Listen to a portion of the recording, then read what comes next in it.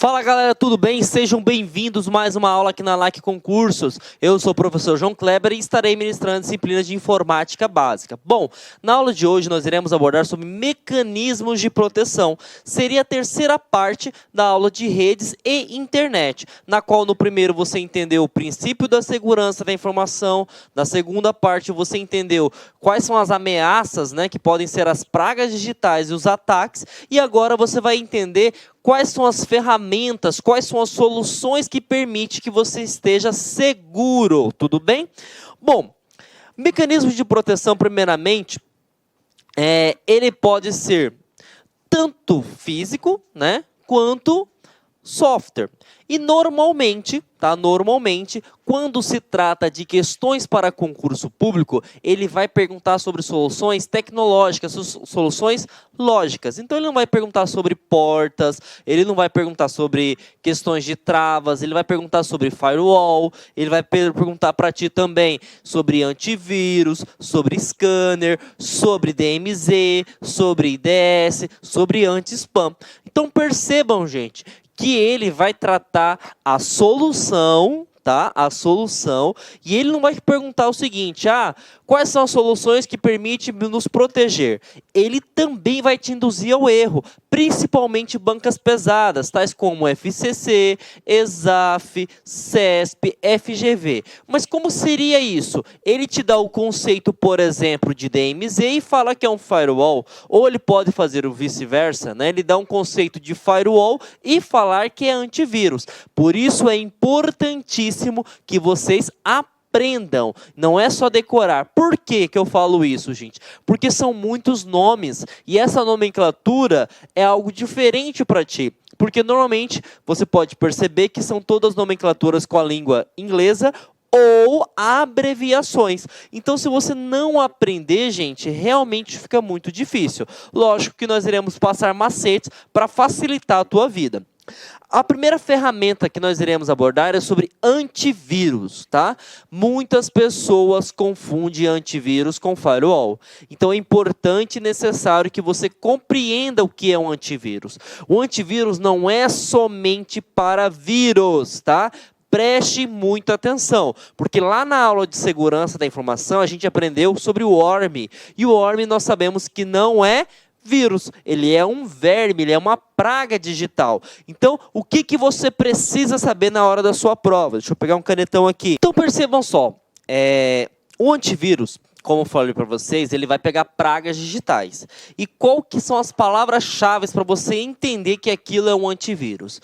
O antivírus é uma ferramenta que detecta, evita e atua na neutralização e remoção de programas mal intencionados. Então, se a banca te induzir ao erro, falar que ele vai bloquear somente vírus, falso. Olha a palavrinha-chave, somente. Agora, se ele fala, é possível bloquear vírus e vermes ou pragas digitais, aí tudo bem, porque você percebe, somente ele fala que ele só serve para vírus. E o antivírus bloqueia também pragas digitais. Então aqui eu trouxe para vocês alguns tipos de pragas digitais, as mais cobradas em concurso público, que são os vírus, são os cavalos de Troia, o worm que eu acabei de citar para vocês, adware, que são aquelas propagandas, e spyware. Tudo bem? Então percebam, gente, se falar sobre antivírus, Se falar sobre antivírus, ele bloqueia programas mal intencionados, e não é somente vírus, pode ser também vermes e pragas digitais. Bom, a segunda coisa que você precisa entender é que o antivírus existem dois. Existem softwares que são freeware, E nós já vimos isso na aula de sistemas, que freeware é um tipo de licença que você não precisa arcar financeiramente, você tem o seu uso gratuito, e nós temos softwares proprietários, O que seria um software proprietário? Aquele que você tem que pagar financeiramente. E existe antivírus, por exemplo, o Avast, que ele é gratuito, e o Avast, que ele é pago. Então percebam, ele vai te induzir ao erro, falar que os antivírus são todos pagos. Falso. Agora, logicamente, que o antivírus pago é 1000 vezes melhor que o antivírus gratuito. É só você usar o raciocínio lógico. Plano de saúde. Ah, eu não tenho plano de saúde. Claro que você tem. Você tem o SUS, né? O Sistema Único de Saúde. E você tem, vamos pegar o concorrente aí, um plano privado. A demora que você vai ser atendido no público não é a mesma que você vai ser atendido no privado. Por quê? Porque você paga. Se você paga, você tem mais comodidade. E, logicamente, que o antivírus, tá? Pago, ele é melhor, ele é superior. Você precisa saber algumas nomenclaturas. Por exemplo, nós temos o Avast, nós temos o Panda, Bitdefender, AVG, Kaspersky, tá? Norton, e aqui é o outro que sempre cai, o Trend Micro, tá? Então, esses são os antivírus que mais caem. Agora, está caindo, e como caiu neste ano de 2018 na Polícia Federal, o seu funcionamento. E isso não é para carreiras de TI, não, para carreiras de tecnologia. Caiu para escrivão, na qual você não é obrigatório ser formado na área de tecnologia. O cara pode ser um advogado, o cara pode ser um contador, enfim. Percebam que eles estão cada vez mais aprofundando o conteúdo de mecanismos de proteção. E o que eu quero citar para vocês? Todo antivírus, ele tem a primeira metodologia, né? A sua forma de trabalho, baseado em assinatura de vírus. O que seria isso, professor? Simples, gente. O antivírus, né, ele funciona da seguinte maneira. Você já percebeu que sempre ele fica pedindo para atualizar automaticamente. Essa atualização é graças à base de dados, alguns chamam de banco de dados, que permitem atualizar, digamos que a blacklist dos vírus e pragas digitais. Então percebam, você vai numa festa, certo? Para você entrar nessa festa, você tem que ter uma identificação na qual fala que você é maior de idade, correto? Quando um arquivo entra na sua máquina, ele tem uma assinatura. E aí o que acontece? Essa assinatura, nós podemos falar que é uma identificação, na qual o seguinte, se o cara mostrar uma identificação e dentro do antivírus comprovar, por exemplo, que ele é um vírus, ele já é bloqueado automaticamente. Então o antivírus, ele faz, digamos assim, cara crachá, cara crachá. Quando o arquivo entra na sua máquina, ele já faz essa referência. Então, percebam, a primeira metodologia de um antivírus é a assinatura de vírus. Só que você, malandramente, por exemplo, já entrou, né, em uma festa e você era menor de idade. Simplesmente você pegou a carteira de identidade do seu irmão, do seu primo, do seu amigo, ou falsificou mesmo, e você conseguiu entrar. E por que eu estou falando isso? Porque existe também algumas pragas digitais poderosas que conseguem camuflar, conseguem esconder a sua assinatura. Para isso, os antivírus têm a segunda opção, a segunda metodologia, que nós chamamos de análise heurística. Pode até parecer um nome feio, mas é algo bem fácil de se entender. Análise heurística nada mais é do que uma simulação. Então, assim, o que seria essa simulação? Imagine que você pegou no seu pendrive um arquivo que tinha a extensão .mp3. Para quem não sabe, né, uma extensão .mp3 seria de áudio, de música, por exemplo. E aí o que acontece? Esse arquivo entrou como uma assinatura de música, só que, mesmo que ele entre com crachá, o antivírus ele faz verificação em tempo real na máquina. De modo que, mesmo que ele tenha entrado com uma identificação correta, ele vai ser testado, ele vai ser realmente verificado se ele é um arquivo de MP3.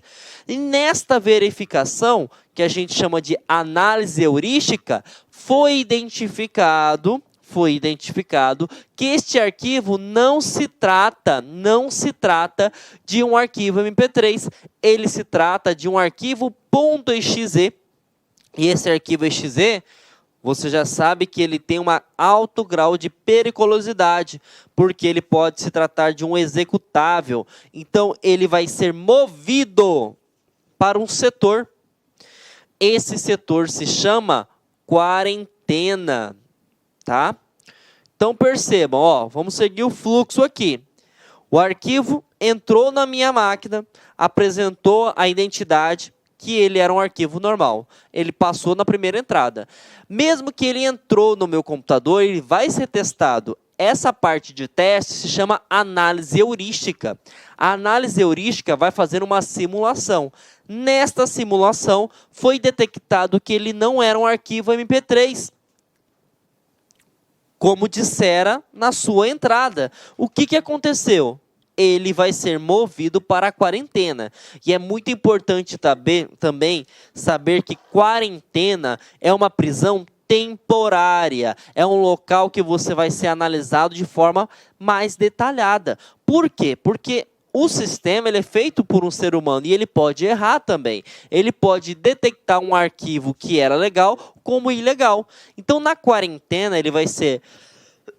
Desculpa, gente. Ele vai ser analisado durante 40 dias se ele realmente é um arquivo .mp3 ou se ele realmente é um arquivo .exe.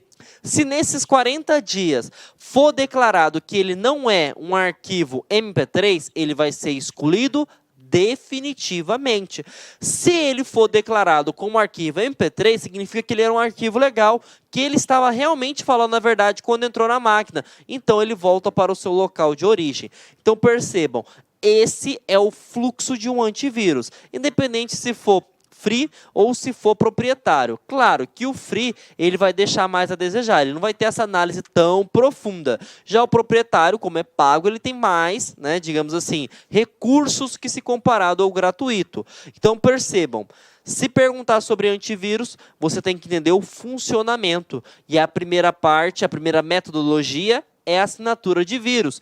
Por isso que é super importante que você atualize a base de dados. E você, isso é até uma dica profissional, você não tem o hábito de atualizar o seu antivírus. Então o que acontece? Todo dia não nasce uma criança nova? Sim. Todo dia nasce um vírus novo. E se você não atualiza a sua base, logicamente que todos os vírus que nasceram no dia de hoje vão estar o quê? Livres para entrar na sua máquina. Por isso que é super importante que você sempre atualize o seu antivírus. E de preferência, deixar com a atualização automática, tudo bem? Bom, uma vez que passou a parte de assinatura de vírus, né? Nós temos a análise heurística, que nada mais é do que a simulação do arquivo que entrou na sua máquina. Então, independente se ele passou com a identidade ok, ele vai ser testado, ele vai ser simulado. Tudo bem? E aí, vai ter duas coisas, né? Se tiver tudo bem, vai continuar no local de origem. Se não, vai para a quarentena, lá ele vai ser julgado pelo que ele diz ser e não era. Tudo bem, gente? Então, essa é a parte de antivírus. Precisamos entender essa parte. Algumas dicas que são super importantes, tá? Quando se trata do sistema operacional Windows, ele pode cobrar sobre sistema nativo ou sistema padrão. Ah, professor, o que seria isso? O Windows, a versão 7, 8 e 10, ele já vem instalado automaticamente um antivírus da Microsoft, na qual, se você estiver utilizando o Windows 7, você vai ter o Microsoft Security Essentials, tá? E se você estiver utilizando... Oi, não apareceu aqui, né? Se você estiver utilizando o 8 ou o 10, você vai ter o Windows Defender, tá? Primeira pegadinha do seu concurso. Por ser um sistema operacional Windows, não é possível instalar um outro antivírus. Falso. Por padrão, vem o Windows Defender, se for 8, 10, né? Mas é possível sim você colocar um outro antivírus. Claro que você não vai deixar os dois antivírus funcionando ao mesmo tempo. Você precisa desativar um, porque senão vai dar conflito, tudo bem? Então, pode sim ter Inclusive, pode ter até 3 antivírus instalados, que não é recomendável, lógico. Mas eu tenho que definir um como padrão. É como se fosse a questão de navegadores. Eu posso ter o Internet Explorer ou o Edge como padrão, né? Mas eu posso instalar outros também. Lógico, um somente será o padrão dessa ferramenta de segurança, tá? Bom, firewall. Entendemos para que serve o antivírus. Agora iremos entender para que serve o firewall. A tradução literal de firewall significa parede de fogo, conforme a imagem ilustra bem. Ele significa o quê? Ele é um bloqueio da rede LAN, que nós vimos em redes de computadores que seria uma rede interna, da rede WAN, que seria uma rede externa, também chamada de internet. Então percebam só, o firewall ele bloqueia acessos tanto da intranet para a internet, quanto o oposto, tudo bem? Se ele falar que o firewall bloqueia somente a rede externa, já é falso de cara. E algumas bancas costumam fazer essa pegadinha. Costumam falar que o firewall só bloqueia a rede interna. Não, ele está no meio. Ele separa a rede interna da rede externa. E aí uma coisa importante, tá? Que o firewall ele pode ser tanto de software quanto de hardware. Então significa dizer o seguinte, que ele pode ser um equipamento, como aqui está mostrando para vocês, como ele pode ser uma solução lógica, assim como o pfSense, o Hacker, entre outros. Então percebam, além de ser uma ferramenta que bloqueia a rede externa da rede interna, você pode configurar um hardware ou você pode configurar um software. Perfeito? Bom, outra coisa que é importante salientar, um firewall, gente, ele pode ser classificado por categorias, tá? Mas tem 2 categorias que sempre caem em concurso, que nós sempre temos que estar antenados. A primeira categoria é filtragem de dados, tá? O que seria um firewall do tipo de filtragem de dados? Ele analisa pacote... Opa, assassinando aqui o português. Ele analisa pacote por pacote. Quando você acessa a internet, quando você manda uma solicitação de um site, de um sistema, enfim, qualquer aplicação, você divide essa aplicação em pacotes e esses pacotes vão e voltam. Ele vai na solicitação e ele retorna, né, na resposta dessa solicitação. E o que acontece? Esses pacotes, eles têm a nomenclatura, ele tem o IP, ele tem o endereço dele, na qual, o que funciona? O firewall, ele vai ter uma lista, né, que a gente chama também de blacklist, que vai estar falando, está permitido? Sim ou não? Se esse pacote está permitido entrar na rede interna, autorizado. Se ele não está permitido, acesso negado. A mesma coisa acontece se o usuário quer acessar uma página que está bloqueada, porque ele vai mandar uma solicitação, e essa solicitação vai ser o seguinte, o usuário tal mandou acesso ao Facebook. O firewall vai ter as regras, vai falar o seguinte, ó, professor João Kleber, o senhor não tem acesso ao Facebook, então, negado. E aí vai aparecer um erro para o usuário, né? Erro da página 404, acesso não autorizado, ou a página não pode ser encontrada. E quem está fazendo isso é o firewall. E isso, quando ele analisa pacote por pacote, ele se chama filtragem de dados. Nós também temos o servidor proxy, que é uma categoria de firewall. Aqui, ele não vai trabalhar com filtragem de dados, porque o próprio nome já induz. Aqui, ele vai trabalhar com aplicação, tá? Lá na aula de protocolos, eu ensinei para vocês que um protocolo pode ser identificado ou pela sua nomenclatura ou pela sua porta, tá?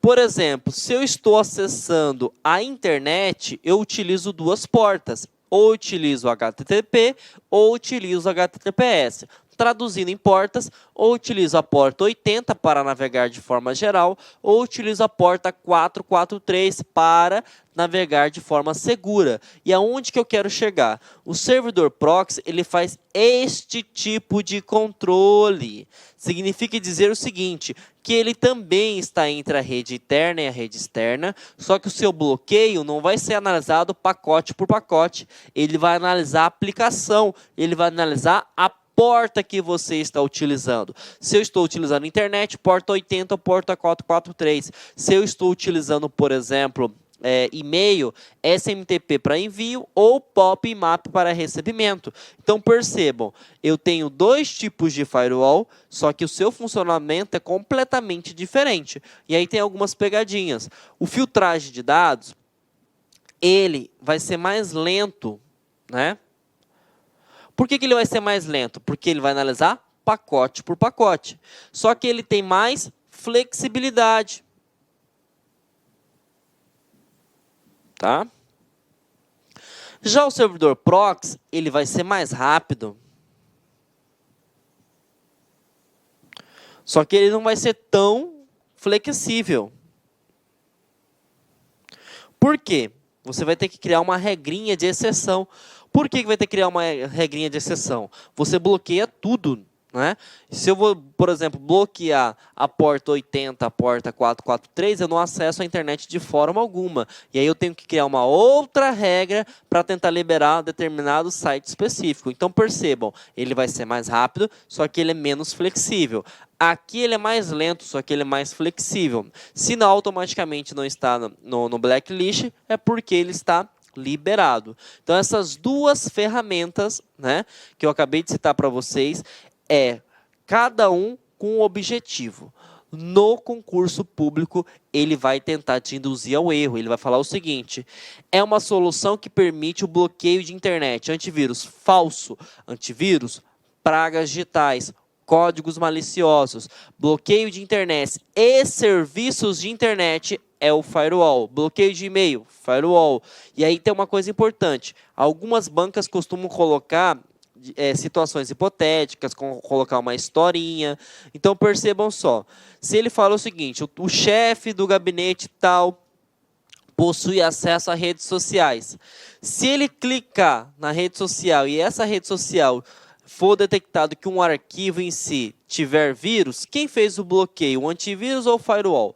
Se ele clicou e executou o arquivo, certo? O arquivo do código seria o antivírus. Agora, se ele falasse para bloquear o acesso à rede social, aí não seria o antivírus, hipótese alguma, seria o firewall. Então você tem que ficar muito atento com essas pegadinhas, essas comparações que vai existir no seu concurso, tá, gente? Bom, DMZ é algo novo, né? Que caiu nos anos de 2013 até 2014, agora deu uma retornada novamente, e que nós precisamos ficar atento. DMZ, ele significa uma zona desmilitarizada. Professor, o que seria isso? É uma rede isolada. Então percebam só, você tem uma rede, né, e você trabalha com clientes, mesmo que seja no órgão público, nós temos que prover serviço para o cidadão. E o serviço do cidadão, por exemplo, ele tem acesso a um sistema, ele tem acesso a arquivos, ele tem acesso a e-mail. E aí o que acontece? Esses tipos de serviço é voltado para o cidadão. Mas não todos os serviços do órgão público têm que ser disponibilizados. Então percebam, eu tenho algo chamado de intranet. Já citamos anteriormente que intranet é uma rede interna. Se eu libero toda a minha intranet, você concorda comigo que eu tenho um risco de um cracker invadir a intranet e ter acesso a todos os dados do órgão público? Ou, por exemplo, eu posso ter uma perca de arquivos conforme um acesso indevido ou não autorizado de um cidadão? Então, o que acontece? Para evitar isso, foi criar algo chamado de DMZ. DMZ é uma zona desmilitarizada, na qual você vai colocar essa palavrinha aqui, isolamento. Então percebam só, aqui está a minha rede LAN, está a minha intranet, na qual tem todos os serviços que eu faço. Por exemplo, aqui eu tenho todos os arquivos da LAC, né, todos os arquivos de aula. E o que acontece? Eu irei publicar somente arquivos de editais. Então, editais eu preciso que seja compartilhado com todo mundo, ok?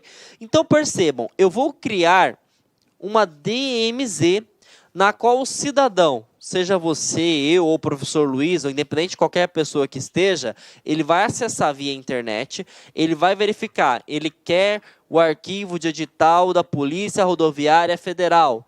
Então, ele vai falar o seguinte, você quer a Polícia de Rodoviária Federal? O firewall fala, beleza, está aqui teu arquivo. E aí, por exemplo, nós temos o nosso técnico, vamos supor que o Nico precisa de ter um acesso a um arquivo de um sistema qualquer aqui da instituição. Ele vai ter uma regra cadastrada dentro do firewall, na qual ele vai identificar o seguinte, eu preciso ter acesso a um determinado arquivo que está na rede LAN. O firewall automaticamente vai mandar acesso à rede LAN. Então, percebam, a DMZ é um espaço onde você vai criar virtualmente uma rede na qual as pessoas têm algo compartilhado. E por que existe isso? Porque as pessoas, por exemplo, não podem ter acesso ao sistema da LAC. As pessoas não podem ter acesso, por exemplo, às informações confidenciais da LAC. Mas eles têm que ter acesso aos editais, que isso é algo padrão para todo aluno. Então a DMZ ela serve para isso, para segmentar, para isolar, para evitar com que crackers tenham acesso indevido a toda a rede interna, seja de um órgão público ou de uma empresa privada. Então, toda vez que ele citar no seu concurso público sobre DMZ, eu quero que vocês gravem esta palavrinha aqui, ó, isolamento. E lembre-se, esse isolamento, ele é virtualmente. Não existe uma rede física criada somente para editais. É separado logicamente. Então, significa que é algo virtual. E eles estão pegando muito nisso aqui, ó, porque ele já sabe que o aluno já sabe que DMZ é zona desmilitarizada, mas ele vai te induzir ao erro, vai falar que é uma rede física, e aí é que você vai falar, não é uma rede física, é uma rede lógica, é uma rede virtual. Bom, agora nós iremos abordar sobre IDS, tá? Professor, o que seria IDS? O IDS nada mais é, gente, do que um sistema de detecção de intrusão para evitar, né, com que pessoas não autorizadas tenham acesso a informações confidenciais de uma rede. Então, o IDS é como se fosse um espião, vamos dizer assim, um 007, o James Bond, né, na qual ele fica monitorando o tráfego na rede. E aí, como é que funciona esse IDS? O IDS ele vai cadastrar todos os IPs, e aí se parece meio que estranho, IP é uma identificação na rede, é um equipamento.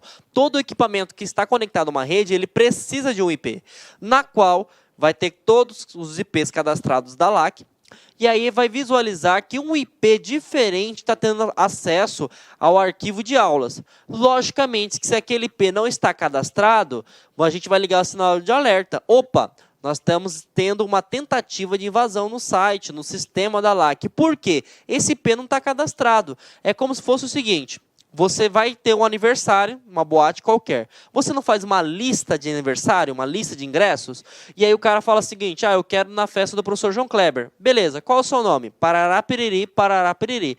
Aí o cara fala um nome, não existe esse nome na lista. E aí você já sabe que aquilo lá pode ser o quê? Um intruso. Ele quer entrar no aniversário do professor João Kleber de graça. Então, ele quer causar problemas. Então, perceba, o IDS ele funciona dessa seguinte maneira.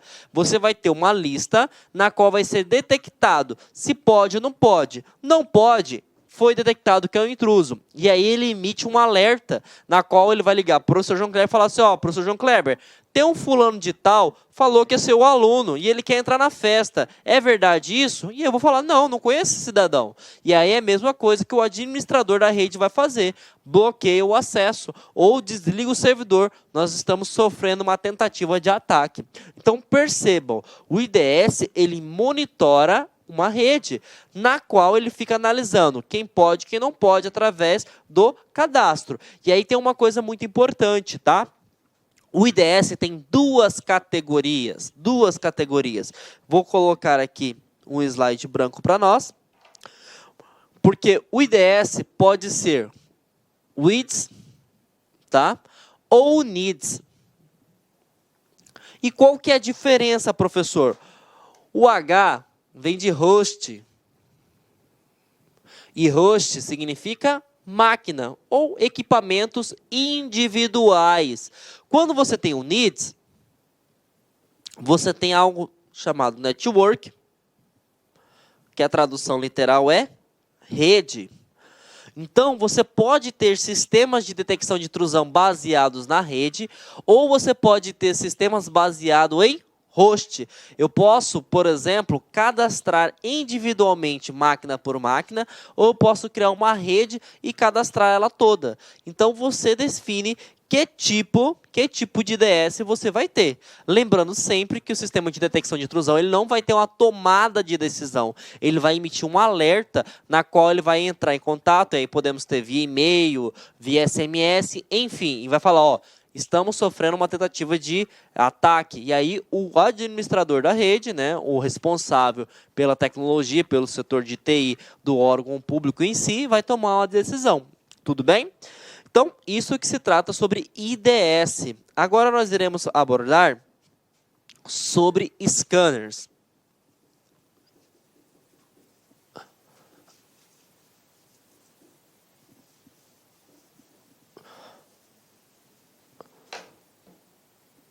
Deixa eu tomar um copinho d'água aqui, gente.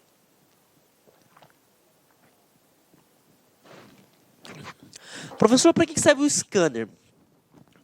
O scanner, se você pegar e lembrar de scanner de dispositivo de entrada e saída, ele não permite entrar com dados.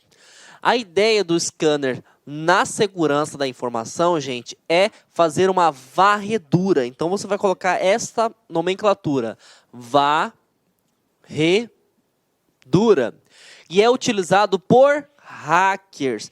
Ah, professor, como assim? O senhor está falando que vai ser utilizado por hackers? Porque se você viu a aula de redes de computadores, se você viu a aula de princípios da segurança da informação, você sabe que hackers é um cara do bem. Então, o que o hackers faz? Ele pega os scanners e faz uma varredura na rede para ver se encontra algo chamado de vulnerabilidades. E o que são vulnerabilidades numa rede, gente? Vulnerabilidades nada mais é do que fraquezas, da qual você pode utilizar para o bem ou para o mal. Então, eu passo um scanner na rede da LAC, identifico que existe uma porta, tá? E o que é uma porta? Um protocolo ou uma falha num determinado sistema que está deixando aberto.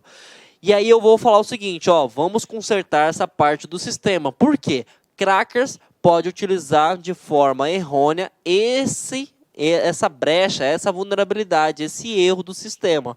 Então, o scanners, ele permite fazer o quê? Uma varredura, ele permite visualizar todas as fraquezas que o sistema vai ter. Lembrando que scanners, no caso, né, seria uma ferramenta, né, de segurança. Diferentemente, por exemplo, né, do spoofing, que é digamos assim, um tipo de ataque na qual o usuário vai tentar escutar tudo que tem na rede. O scanners é diferente do spoofing. Fiquem muito atentos, porque o spoofing, ele é um tipo de ataque na qual o usuário, o cracker, vai tentar interceptar todos os dados da rede. Traduzindo, é um grampo, né? Já o scanners, ele verifica todas as fraquezas. É como se fosse um segurança. Ele vai analisar se todas as salas, por exemplo, da LAC está fechadas, se o alarme está funcionando, se o sensor de incêndio está funcionando. Então, ele faz uma varredura. Quando está tudo ok, ele fala, ó, tudo ok, professor João Kleber. Tá tudo certinho as questões de segurança. Tudo bem? Lembrando, tá? Ele pode fazer tanto em máquinas pessoais quanto em servidores. Então, assim como o IDS, ele pode ser individual, ele pode ser na rede em questão, tá? Anti-spam. O anti-spam nada mais é do que uma solução, tá? Que permite com que você não receba mais aqueles e-mails publicitários, aqueles e-mails que são encaminhados em larga escala. Temos que ficar muito atento, porque a banca vai te induzir ao erro, vai falar que spam, a responsabilidade em si seria do antivírus. O antivírus não é responsável por bloquear e-mails, tá? E-mails. Agora, se você baixa o arquivo do e-mail, ele entrou para a máquina. Se ele entrou para a máquina, você clicou para executar, aí sim ele vai verificar se aquele código é malicioso ou não. Então percebam, o spam, o e-mail em questão, não é o antivírus. Ah, mas o meu antivírus lá em casa, o professor João Kleber faz. Claro, porque hoje os e-mails, os antivírus em questão, eles têm recursos a mais. É como se fosse o seguinte, gente. Hoje, uma máquina de lavar roupa não faz várias funções? Ela não bate, não deixa de molho e não centrifuga? O que acontece? Quando criaram a máquina de lavar roupa, nem sei quando que foi inventada, digamos há 30 anos atrás, o que acontece? A função dela era só bater. Hoje tem várias funções agregadas. Por quê? Se eu não criar coisas inovadoras, eu não consigo ter vida no mercado. Eu não gero competição, não gero competitividade. Então, anti-spam é uma solução que bloqueia e-mails não desejados, não solicitados. Tudo bem? Bom, bloqueador de pop-up é outro também que está caindo em concurso. O bloqueador de pop-up, os próprios navegadores, tá? Isso, Mozilla Firefox, Internet Explorer, Edge, eles possuem uma opção de bloquear essas propagandas. E o que são pop-ups? Essas propagandas indesejáveis. Você vai lá na página da internet e de repente aparece uma propaganda. Você clica num produto, aparece uma propaganda. E às vezes isso incomoda demais. Então, se ele te falar o que é bloqueador de pop-up, ele vai bloquear essas páginas ou esses links que aparecem do nada no seu computador.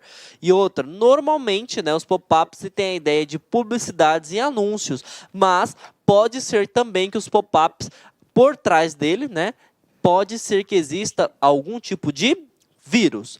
Então percebam, nós temos várias ferramentas de proteção. E outra coisa, não é viável, por exemplo, que no órgão público ou numa empresa privada você tenha uma só ferramenta.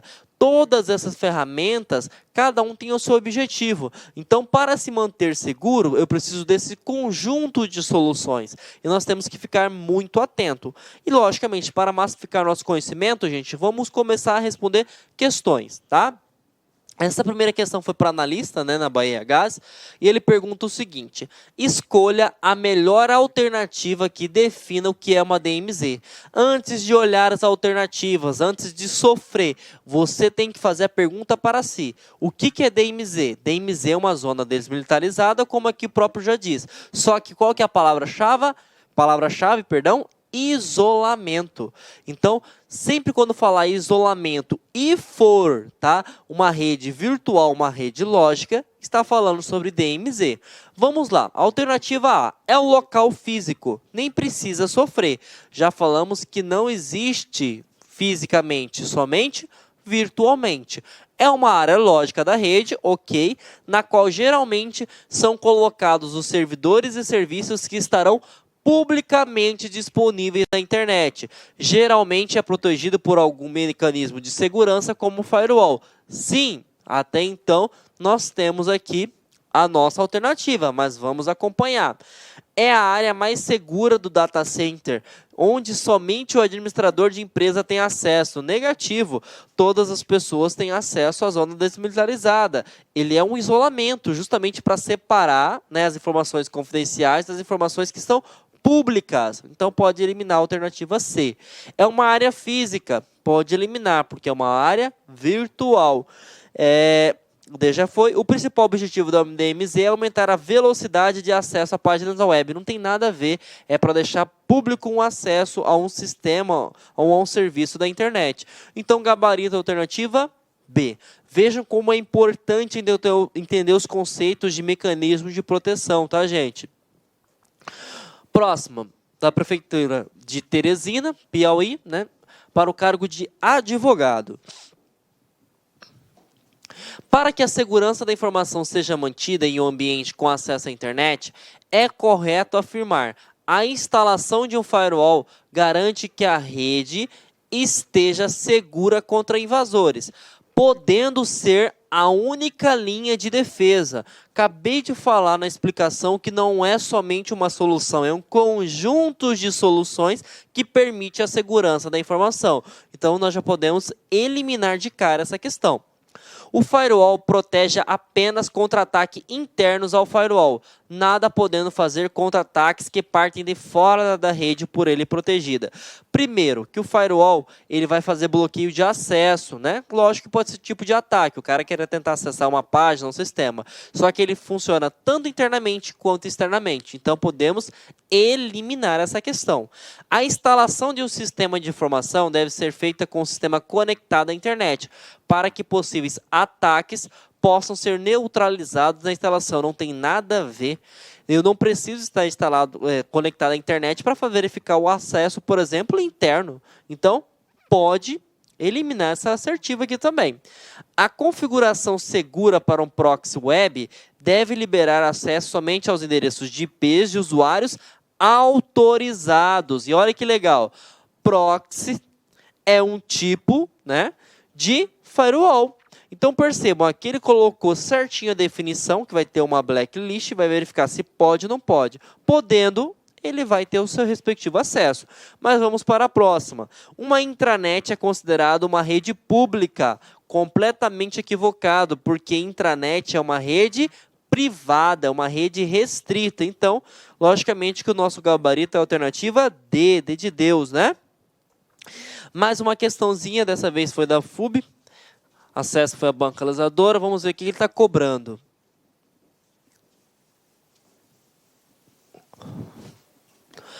Acerca de firewalls, VPN, IDS e antivírus, tá?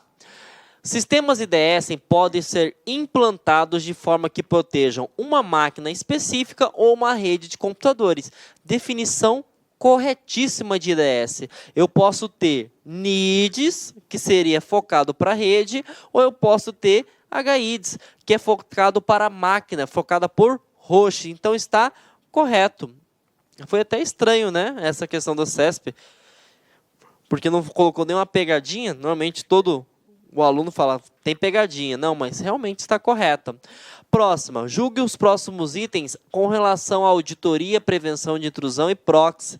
Na auditoria de uma rede de computadores, podem ser verificados os serviços e portas de seus servidores. Para essa verificação, podem ser usadas ferramentas classificadas como scanners de vulnerabilidades. Correto também, porque é a partir do scanner que você vai verificar todas as fraquezas do seu sistema. É através dos scanners que você conseguir uma auditoria. Você fala, ó, preciso melhorar isso, isso, isso, isso. Então, mais uma questão correta do CESP, tá? Bom, próxima questão agora, o TRE de Mato Grosso, para o ano de 2015, vai cobrar o seguinte.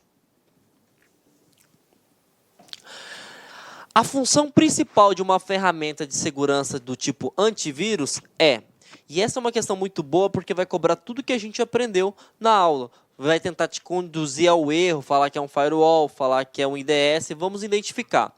Monitorar o tráfego da rede e identificar possíveis ataques de invasão? Logicamente que não, né? Porque nós já vimos que quem faz esse tipo de detecção é o IDS. Verificar arquivos que contenham códigos maliciosos. Ó, vamos colocar o sinal de alerta, né? Que até então esse aqui é a que está mais correta. 3. Fazer backup de segurança dos arquivos considerados críticos para o funcionamento do computador. Algum momento eu falei para você que o antivírus é responsável por fazer backup? Não, né, gente? Então, elimina-se isso aqui.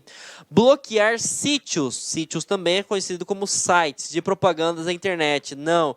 Quem faz isso é o firewall. Evitar o recebimento de mensagens indesejadas de e-mail, tais como mensagens do tipo spam. Falamos também na nossa aula que isso é chamado de anti-spam. E, logicamente, é funcionalidade de um antivírus verificar se o arquivo tem ou não um código malicioso. Próxima questão.